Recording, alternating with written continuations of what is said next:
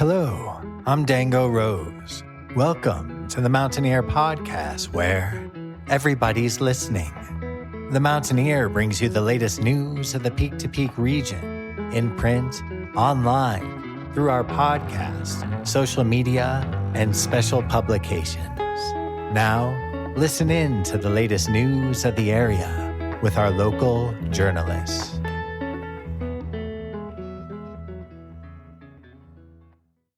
It's been 7 weeks since the Lakeview Fire destroyed nearly 20 storefronts in Netherlands' Caribou Village shopping center. A lot has been uncertain for shop owners, employees, and the town in that time. But if there's one thing that everyone has been able to count on, it's music. There's been a continuous soundtrack of benefit shows and concerts since the fire burnt out, which culminated in some pretty epic performances the last 2 weekends. There was the 15-hour music marathon at the Train Cars Coffee and Kava on November 15th. And we can't forget the month-long Ripple Effect benefit series, a string of concerts on Busey Brew's giant porch. That series will wrap up November 30th. And of course, the Caribou Rooms benefit for the village on Friday, November 21st. The concert brought together a lineup of Netherlands music royalty, from Elephant Revival's Dango Rose to Bill Nershi of the string cheese incident, to spread messages of hope for the community. With the holidays around the corner and the never-ending flow of support for the fire's victims, there is certainly a lot to hope for. Welcome to the Mountaineer Podcast. I'm Tyler Hickman. Today, we're tuning into a handful of conversations that our media specialist, Jamie Lammers, had this past weekend at the Nederland Middle High School Harvest Feast. Before we hand it over to Jamie, here are this week's News Bites.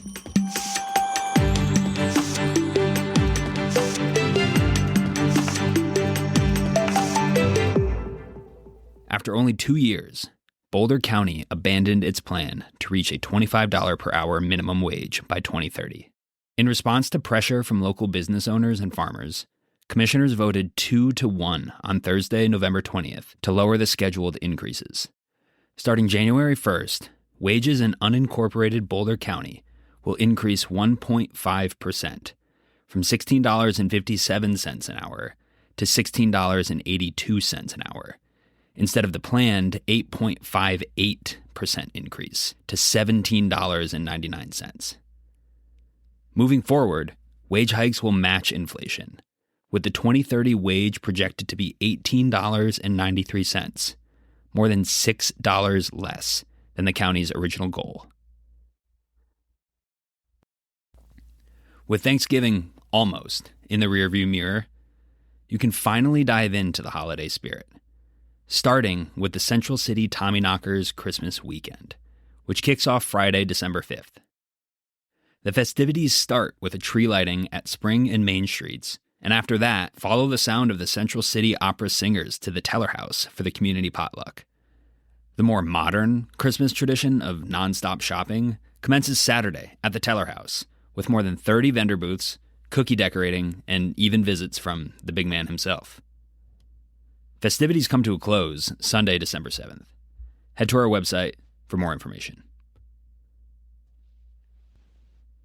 And finally, get your cute aggression out by voting for your favorite furball in our annual Pet of the Year contest. I'm not authorized to use my platform to boost the polling numbers of any of this year's candidates, but I will say the competition is pretty stiff.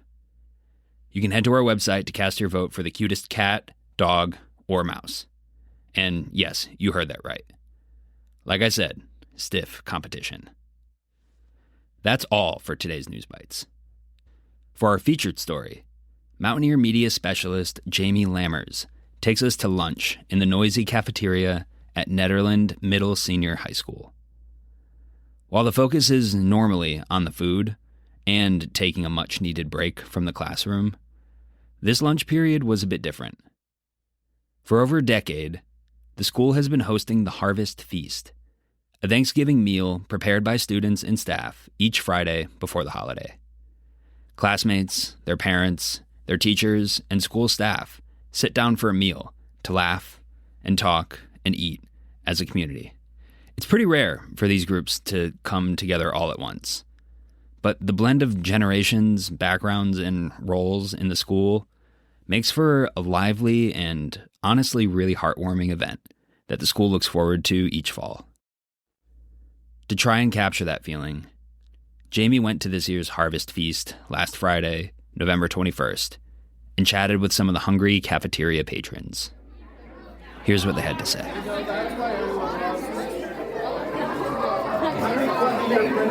Do you mind just introducing yourself real quick? I'm Sean DePaula. I'm the assistant principal and athletic director here at the high school in the middle high. Sweet. And what do you love so much about the Harvest Feast? What is special about the Harvest Feast to you? Oh gosh, it's a good chance for the kids to give thanks for everything going on in their lives. It's really great of our community to come together, support this nice event. We live in a small community, we live in a small town. I think it requires people to be really nice and kind to each other. When you don't see that in a small town, it really rears its ugly head more so. But I think this is a really nice event in that you see the kids all show thanks and appreciation to each other, to the adults. It's like being at a mini Thanksgiving dinner, in a sense. Oh yeah, I'm Kyle King. I'm Mars Gervais. Yeah. What's been great for you as students about the Harvest Feast? What's stuck out to you about it over the years? I mean, it's been a tradition forever, and it's really cool to see everybody just like come together, like a bunch of food, and PTA serves it to everybody, and all of us have a really good meal, and we all want to fall asleep in our next class, but it's a lot of fun. It's really nice to be able to bring food or have other people share their dishes that they usually have with their family on Thanksgiving and share their culture, but also it's a nice way to get all the students together and socialize with people that you do know or people that you haven't met yet, and just have Thanksgiving as you would with your family. This town is so small, and it's really nice to be able to get to know one another and know your peers that you don't usually talk to, especially with staff and teachers. It's a nice thing to do. I think it makes everyone really happy right before break. It just like brings that excitement. It's a good tradition, and I'm really glad that we have. My name is Jessica Fitzer. Have you volunteered here before? Yes. Okay. Yes, I have a junior in college, so I've been doing this for quite a few years. Amazing. And what has stuck out to you about the Harvest Fest over the years? What do you think is so special about it? I mean, something that's important, I think, for our small community is seeing us come together. The Harvest Feast gives us an opportunity to do just that with our kids, with the staff, with the students together as one group. And I don't think we get opportunities to do that as a community often enough, and I think that's what's important. My name is Aaliyah Brand, and I am the choir and theater director here at Nederland Middle-Senior. Sweet. And as a new faculty member here at the school, what has stuck out to you about the Harvest Feast? Does it feel different from anything else that has kind of been in your teaching career before? Or? Having it be my first time on staff with my own classroom teaching, it's really great to see what a great community Nederland brings. It was really heartwarming and grounding to see how many people showed up. I loved hanging out with everybody. It was really fun for teachers to sit with students at the table and share a meal together. I also loved connecting with students from all different areas of life who are experiencing a lot of different things, and getting to see us all share in that common community space together, sharing a meal and sharing stories and talking about what we're going to do on break, and connecting in that way was really nice. That's all for today. Thanks, Jamie, for pulling this one together super last minute, heading to the high school and getting us some really great interviews with everybody who was in attendance last Friday. And thanks to Nederland Middle-Senior High School for letting us come in and talk to everybody. And one last thank you to you, our listeners, for tuning in on a holiday and giving us a little bit of your time today. I hope you have a happy Thanksgiving, and we'll see you soon. I'm Tyler Hickman. This is the Mountaineer Podcast. We'll see you next time.